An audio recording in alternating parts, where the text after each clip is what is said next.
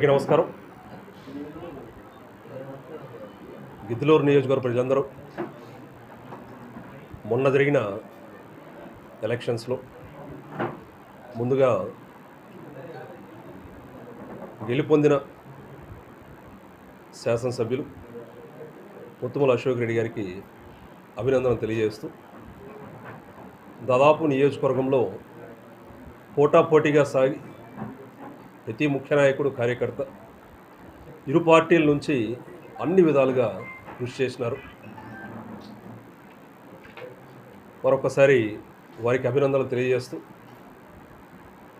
గిద్దలూరు నియోజకవర్గం అభివృద్ధిపై అన్ని విధాలుగా కృషి చేయాలని వారిని కోరుతూ, ప్రజల పక్షాన నిలబడి దగ్గర ఉండి ప్రతి సమస్యపై పోరాడి ప్రజలకు ఈ 5 సంవత్సరాల కృషిలో వైఎస్ఆర్సీపీ తరఫున ముఖ్య నాయకులందరం కలిసి కష్టపడదామని పిలుపునిస్తూ,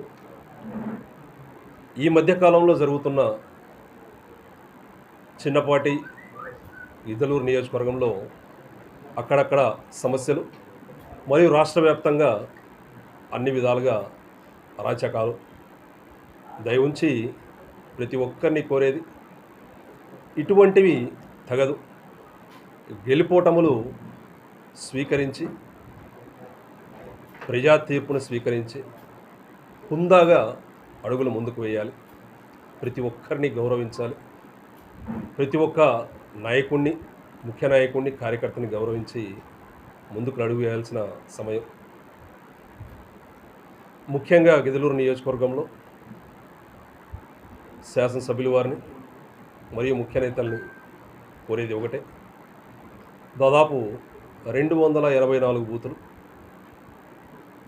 ప్రతి పంచాయతీలో, ప్రతి పట్టణంలో ప్రతి ఒక్కరిని గౌరవించి ముందుకు తీసుకువెళ్తూ, ఎక్కడ ఎటువంటి చిన్నపాటి అసౌకర్యం కానీ లేదా చిన్న సమస్య కానీ లేకుండా హుందాగా ముందుకు తీసుకువెళ్ళడం చాలా చాలా అవసరం. ప్రతి ఒక్కరూ గౌరవించాల్సింది ఇక్కడ జరుగుతున్న చిన్నపాటి సమస్యలు ఏవైతే ఉన్నాయో అటువంటివి ఏమీ లేకుండా ప్రతి ఒక్కరిని గౌరవిస్తూ ముందుకు పోవాల్సిన సమయం.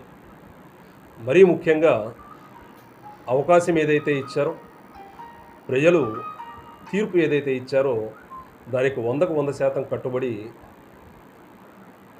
అభివృద్ధిపై కృషి సాధించి సమస్యలపై విశ్లేషణ చేసి అన్ని విధాలుగా ప్రజాశ్రేయస్సుకి పాటుపడతారని మరొక్కసారి పిలుపునిస్తూ, ప్రజల పక్షాన నిలబడి ప్రతి ఒక్క సమస్యపై పోరాడతామని మాటిస్తూ, ఈ జరుగుతున్న సమస్యలపై అక్కడక్కడ మండలాల్లో చేస్తున్న అరాచకాలు ఏవైతే ఉన్నాయో వాటిని ప్రతి ఒక్కటి గమనించి టీడీపీ ముఖ్య నాయకులు, కార్యకర్తలు గెలుపోటములు స్వీకరించి హుందాతనంతో ప్రతి ఒక్కరం ముందుకు వెళ్ళి ప్రజాశ్రేయస్సుకు, దానితో పాటు ముఖ్య నాయకులు, కార్యకర్తల గౌరవాన్ని ప్రతి ఒక్కరం కాపాడదామని పిలుపునిస్తూ, మరొక్కసారి గిద్దలూరు నియోజకవర్గ ప్రజలందరికీ పేరు పేరున ధన్యవాదాలు తెలుపుకుంటూ సెలవు తీసుకుంటున్నాను.